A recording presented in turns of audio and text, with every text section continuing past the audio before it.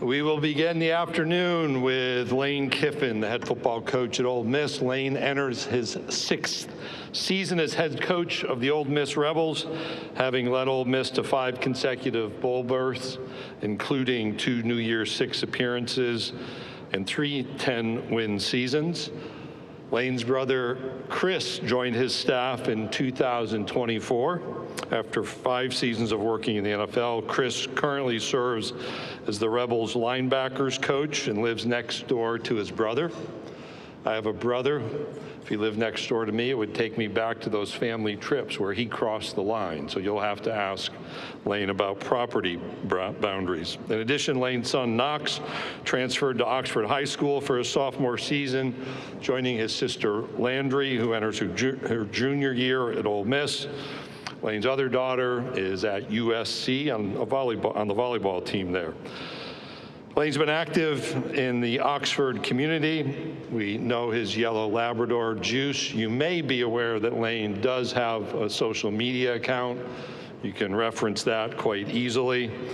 It also notes that Lane and Landry lead Pilates classes together. I had understood it was hot yoga. Just one anecdote, as I was walking over after having lunch, I was prepared to enter the main entrance. The security guard at the main entrance looked at me and said, "You're not allowed to go in, you need to use a side entrance." I walked in the side entrance. I wondered, well, what could be the commotion that prevents me from entering the main door? It was Lane Kiffin holding forth. And so security is much more attentive to Lane's needs than that of myself. The head football coach from the University of Mississippi, Lane Kiffin.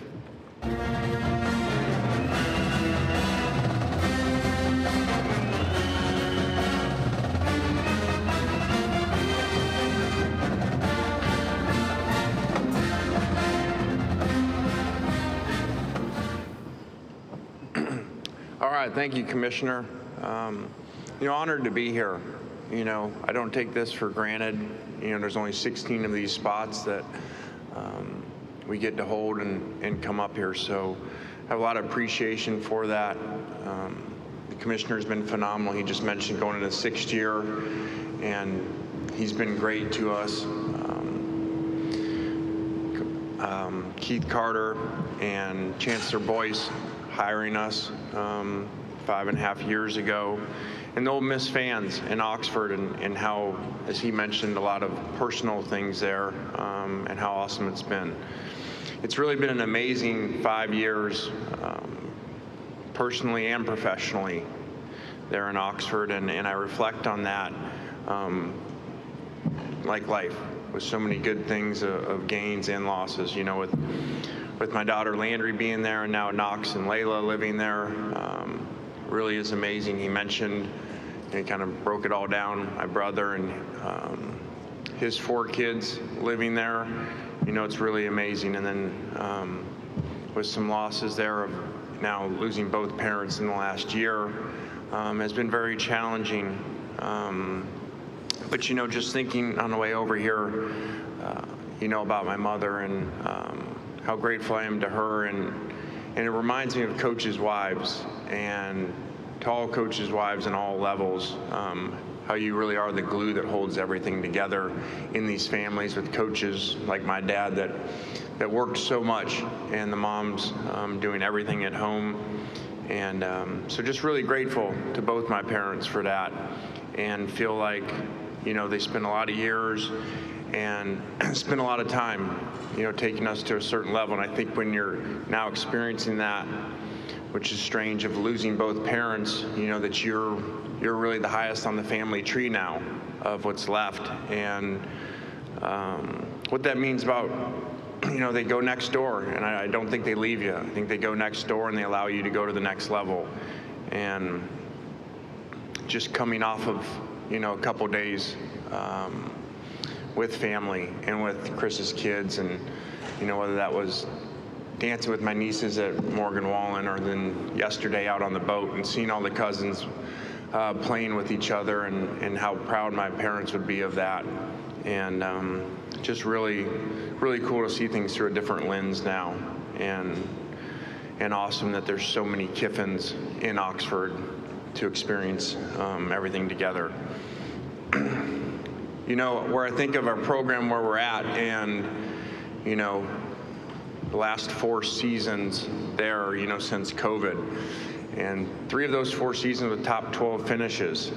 I believe in the last 55 years of Ole Miss, there's been 4 top 12 finishes. So 3 of those to be in the last 4 years, 1 in the previous 51 years, I think says a lot about what we've been able to do through the staff, through the players, through everybody involved, especially the leadership above me.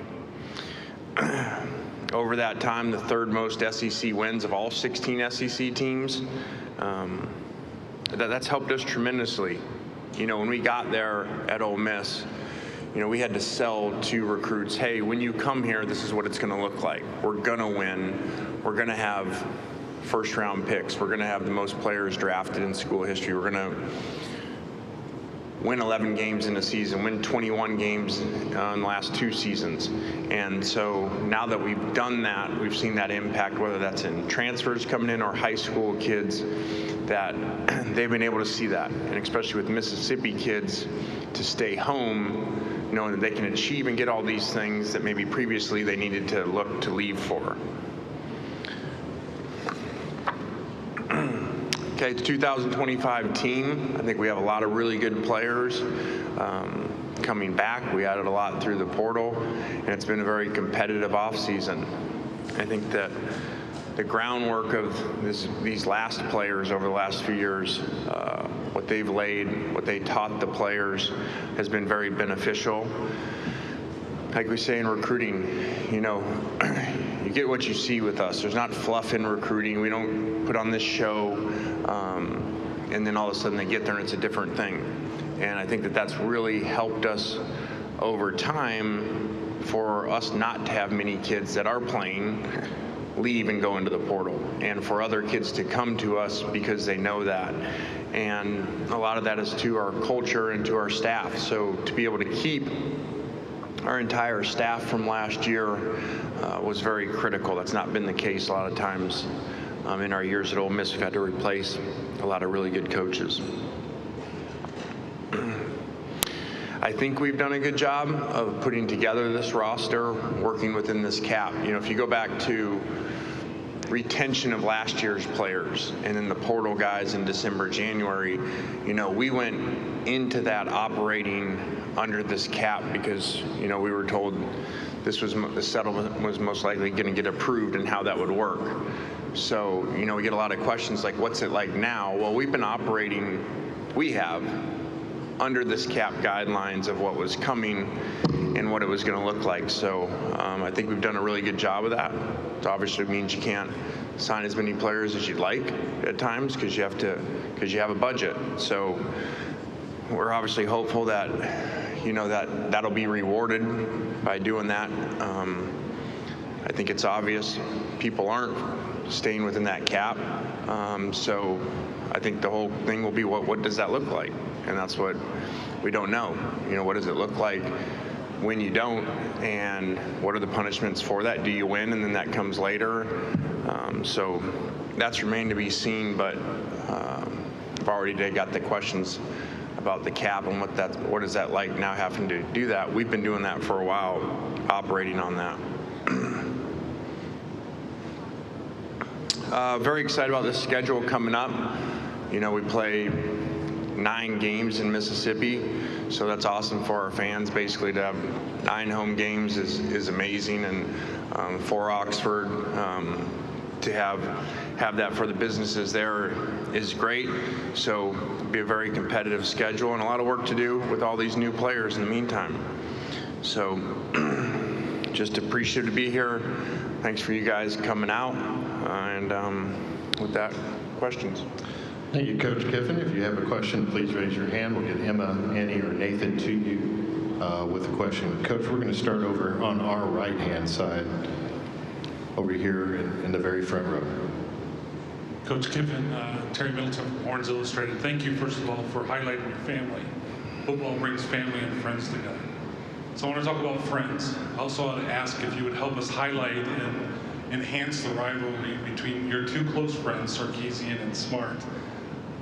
Who do you think is going to take this field next year? Does Sarkisian have a chance over Georgia? And how can we look at it through your eyes? Well, I think that's those are the two premier programs and premier coaches in college football, and so I think they do an amazing job. You know, having both of them, being at both of them at Alabama, and to see how they've used that, and then being with Sarkisian at USC as well, and how he's used Pete Carroll things and implemented there. I think they both do an amazing job, and really in those SEC meetings, you know, you're always listening to the coaches and their input. And I feel like both those guys really run their program truly as a CEO, and they know everything that's going on, and they're very creative in their ideas and how to navigate through this world we're in now. So I think they're both really good friends, really good people, and phenomenal coaches. Coach, we'll go over to the other side, over to our left on the aisle, about midway back. Jonathan Williams with the On Inside Network. You guys had some big wins last season, but still came up just short of the college football playoff. What is it to you that makes playing in the SEC a lot more difficult, or more difficult than other conferences?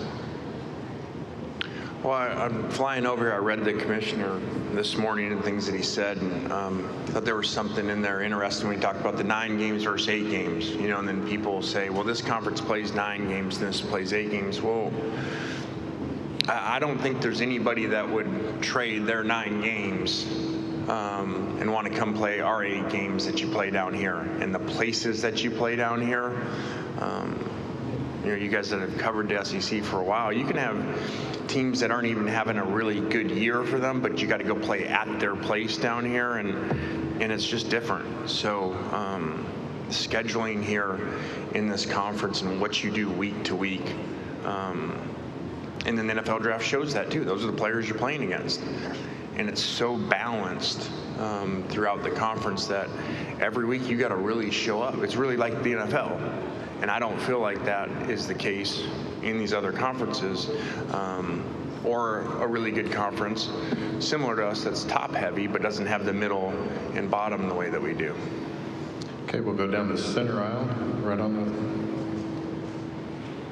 the... Hey Coach, Emily Grace McWhorter from the Next Round. At this point in the year, what is your personal focal point that you are emphasizing the most, along with the expectations for your players and staff members? I just think that we basically restart each of these last few years, because the turnover is so much in college football, which I wish it wasn't that way, and it shouldn't be. You should be able to build within your program and have a lot of returning players, but it's just the way the system is now. Hopefully that gets fixed, because I don't think that's really good for anybody. It's not good for these kids to go to all these different switch schools every year. So it just makes us restart and not expect that they know anything, because they're coming from all these different places. Coach, we'll go over to our right-hand side. Good afternoon, Coach. My name is Dylan, and I write for the Daily Mississippian. You mentioned that Ole Miss had had 3 10-win seasons in the last 4 years. So what core elements of your culture have driven to that level of consistency, would you say? Well, I think we've had really good players over that time, really good schematical coaches that have helped that. So I think that those usually are the key factors there of playing really well. This last season, you know, we led the SEC in scoring offense and defense. That's really unique to do, and I think that, to me, shows how good that team was. We played 13 games. We won 10 of them double digits. You know, not one of those games was really close. And then we went 0-3 in one-score games. So that does, to me, show how far we've come as a program to be able to have games like the Georgia game, or going to South Carolina and have a game like that. Coach, we'll go back over to my side, towards the back on the far aisle. Hey Lane, Connor O'Gara, Saturday Down South. When did you get over getting left out of the playoff? That wasn't that difficult. I mean, it is. I tend to do better with things when they're done. You can't do anything to change them, you know. So it was what it was. I just think, you know, not to go back over that too much, but just in general, and there's been a lot of talk about that since. I just think the system, and it's not because of us, you know, I just think the system doesn't take into the scheduling properly. And then since then, as you look at these other sports, basketball, baseball, you see teams, you know, that go on to win that weren't in the top because they played a really hard schedule, and you lose some games. You know, just like the basket goes in or out at the end, doesn't mean you're dramatically different than that team. Just like, you know, you lose a game in overtime, doesn't mean on the road, you know. So, or the NFL, you see these times all the time. You go to the Super Bowl, and here's the 5 seed in the Super Bowl. So, I just think that it doesn't account to that. And being a coach and understanding what teams take to go into certain places to play and have to get up every week versus other people's schedule, it's very different. Coach, we'll go over to our right-hand side, about midway back. It's right behind you, sir. There you go. Thank you, Coach. Hunter Dawkins with Super Talk, Mississippi. Last year, your ground game wasn't usually what you have done with your offensive system. Is there going to be any improvement on the way that you guys develop the system, or just talk to me and give me your take on what is going to happen, at least from the running back room? Yeah, our ground game was definitely disappointing. That has been something we've done really well over our time for a long period of time, is run the football. You know, we weren't able to do that at times that were critical in these losses. You know, all of these 3 losses, we're ahead, you know. 2 of them were basically ahead the entire game, you know, and just need to kind of, in 4-minute, you know, close games out. And that's where we've been really good at that. I think that was year before, maybe we were 4-0 in one-score games, I think. And then we go 0-3. So, you know, we've signed some different linemen. Running back room is a lot different. And so hopefully we'll be better. Coach, we'll go over here on our left-hand side, about quarter way back. Coach, right here, David Rumsey with Front Office Sports. You mentioned the current cap in college sports, and you've spoken about a salary cap before. Now that revenue sharing is underway, do you think college football should and can have a hard salary cap? Well, I think that's what's being attempted. It doesn't seem like that's working very well. So, yeah, I mean, I'm stating the obvious. That was the intention of what was going on, because there were so much complaints when NIL started and everything about, okay, everybody's got different advantages and different payrolls, and we saw those a couple years ago, and I was up here at one of these joking about there should be a luxury tax, you know, because of A&M spending or whatever it was, you know. So then that was supposed to be being fixed, and now it's not. So again, we've tried to follow these guidelines because that's what we were told we needed to do.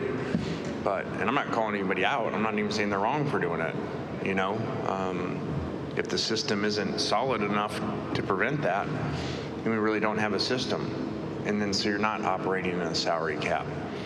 So, Coach, we'll stay on the same side over on the far aisle, right there in the middle. Peter Rodriguez from AO.com. It seemed like in the past week you've had a few tweets tagging or directing at Hugh Freeze. Was curious what the message or thought behind some of those posts were. Well, someone said that coming in here to me. I like Coach Freeze, so I think they think that that was something to do with, like, I was fishing and it was golfing. That really wasn't that. I have a thing with him going back a few years ago, and he like posted a picture like in response to me of like some 2-pound bass or something like that. So I've kind of always posted bigger fish pictures back towards him. So that had nothing to do with his golf game, which sounds like he's doing amazing at that. So that's great for him.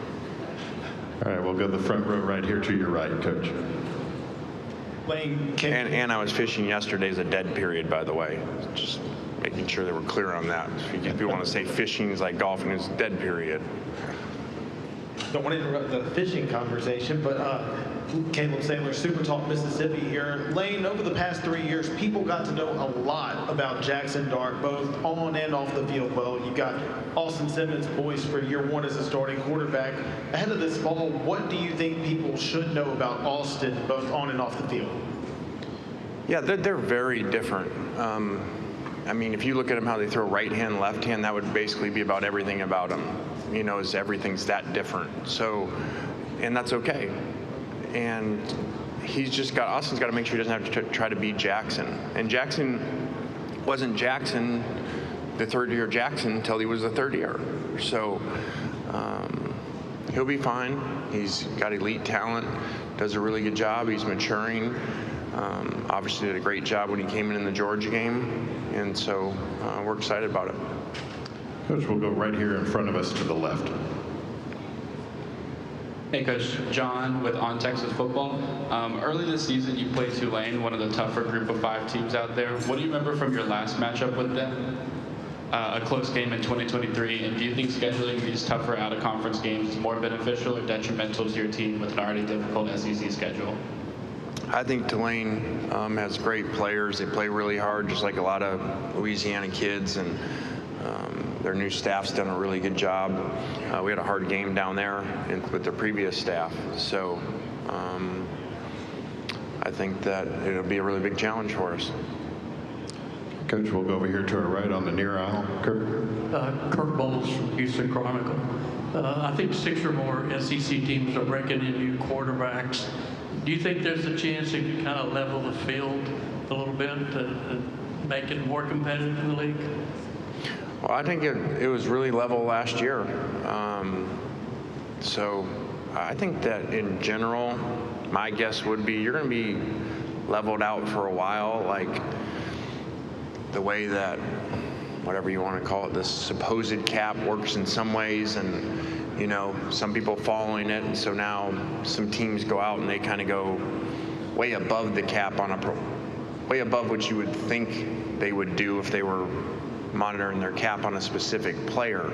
So I think because of that, now you're seeing more one-offs where the player, 5-star player that traditionally would go to these couple schools now goes to this other school. Well, it's kind of like something's up, right? They're getting more money, obviously. So I think it's going to level out a little bit if this is the direction that it's going, to where you're going to see not all the players be stacked up at the top at a couple schools. Coach, we're going to go all the way to the back near the TV set in the back of the room. Hey, Coach, this is Reagan Scarda of Inside Arkansas. To bounce off the couple questions before, coming off an historic season, not only for the Rebels, but for quarterback Jackson Dart, do you feel as if there's an extreme amount of pressure on Austin Simmons to fill those shoes? I think there is. You know, we try to work with him on that, and that he has to be himself, and you know, not worry about that. But I think with that, whenever you follow somebody that's had a lot of success, most wins in the history of the school, most yards, most touchdowns, basically everything, that puts a lot of pressure on you. But we have to help him with that. We got to coach and play really well around him. Is the biggest part of helping him with that. Okay, we'll go straight down the center aisle, just to the right. Carlo Brown, WCBI TV, Columbus. Lane, you lost a lot of players, both offense and defensive starters, especially, I mean, multiple wide receivers, quarterback as well. As a coach, how do you adjust when you've lost, I mean, and be saying it lightly, just a few players? Yeah, we lost a lot of really good players. Most players drafted in the history of the school. So we've replaced them with a lot of new players, and that's kind of the world we got to live in now, you know, with the portal and how it works, and how many kids go to a place for a year and then leave. So there's not as many kids being developed to take on those roles at places. So I think that problem's probably happened a lot around the country and is going to continue to happen. So it just is what it is. We have time for a couple more. We'll go over here on the front row to our left. Coach Dave Schumate from SEC Unfiltered. You being an offensive guy, but I know you guys have lost some guys in the back end and that secondary. In today's college football environment, what would you consider numbers-wise a proper depth on the back end? And you bring up the salary cap. In your opinion, what would be a proper punishment for people who go over the cap? First thing about the secondary, yeah, we got a lot of new players back there, and Pete Golding does a great job with that. We had the same problem 2 years ago, we'll just find the best ways to put them in the best positions to make plays. I don't have the answer for the punishment on the cap because it's not even, I can't even say that because it's like, here's the cap, but then here's these other contracts, and are those going to get passed? And what if you go over on those and that system with Deloitte? And so I don't think we even know. And is it even going to happen? You know, you got these states passing laws where looks like you can't even enforce it. So what are you going to have? Like the NFL, like, hey, these divisions, you have a cap, but then NFC Central, you don't have a cap, you know, or teams in Florida, you don't have a cap, you know, so I don't know that. Coach, we'll take one final question over here to our left, second row. Hey, Coach. Steve Moulton, 97.7 ESPN The Zone. Good to see you. Wanted to ask about your time in Oxford, this being year 6. Where do you think you've grown the most in Oxford? Yeah, it's been an awesome time.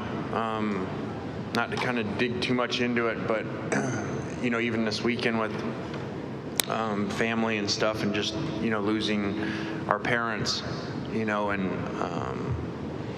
you just can't. You got no idea what's going to happen.